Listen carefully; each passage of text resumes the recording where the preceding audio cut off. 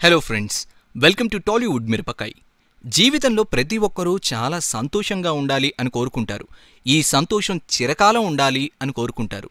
అలా సంతోషంగా చిరకాలం ఉండడానికి ఏం చేయాలో తెలుసుకుందాం. 45 సంవత్సరాలు ఆ దరిదాపుల్లో ఉన్నవాళ్లు ఈ వీడియోని శ్రద్ధగా చూడండి. 45 సంవత్సరాలు దాటిన ప్రతి ఒక్కరూ వారి జీవితాన్ని ఆనందమయం చేసుకోవడానికి పాటించదగ్గ సూత్రాలివి. మీ సొంత ఊరిలో సొంతగడ్డ మీద జీవించండి. స్వతంత్రంగా జీవించటంలో గల ఆనందాన్ని పొందండి. బ్యాంక్ బ్యాలెన్స్ మరియు స్థిరాస్తులు మీ పేరు మీదే ఉంచుకోండి. అతి ప్రేమకు పోయి ఇతరుల పేరు మీద పెట్టాలనే ఆలోచన రానివ్వకండి. పెద్ద వయసులో మిమ్మల్ని జాగ్రత్తగా చూసుకుంటాం అని మీ పిల్లలు చేసిన ప్రమాణాల మీద ఎక్కువగా ఆశపడకండి. ఎందుకంటే కాలం గడిచే కొద్దీ వారి ప్రాధాన్యతలు మారచ్చు. ఒక్కోసారి వాళ్ళు మిమ్మల్ని చూడాలనుకున్నా కూడా చూడలేని పరిస్థితులు ఎదురవచ్చు. మీ శ్రేయస్సు కోరే వారిని మీ స్నేహితులుగా ఉంచుకోండి.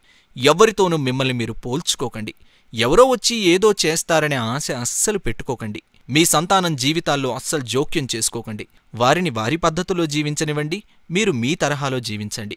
మీ వృద్ధాప్యం వంకతో ఎవరి చేతనైనా సేవ చేయించుకోవాలనో లేదా నా వయసు కారణంగా ఎదుటివారు నాకు గౌరవం ఇవ్వాలనో ఆశించకండి. అందరి సలహాలు వినండి. కానీ మీ సొంత ఆలోచన ప్రకారం మీకు ఏది వీలుగా ఉంటుందో అది ఆచరించండి. ప్రార్థించండి, కానీ అది భిక్షమెత్తుకుంటున్నట్టు మాత్రం ఉండకూడదు. చివరికి భగవంతుణ్ణి కూడా ఏం కోరుకోవద్దు.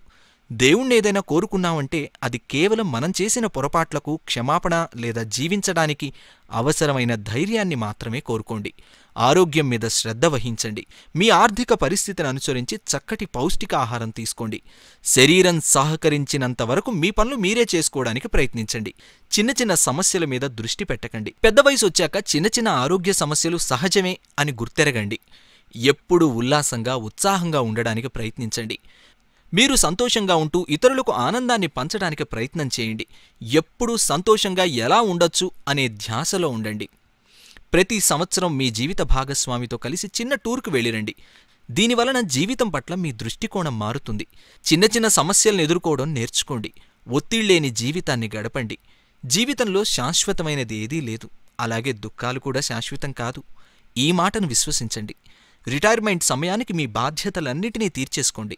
మీకోసం మీరు జీవించటం మొదలుపెట్టినప్పుడే అది అసలైన స్వేచ్ఛతో జీవించటం అనే విషయాన్ని గుర్తుపెట్టుకోండి.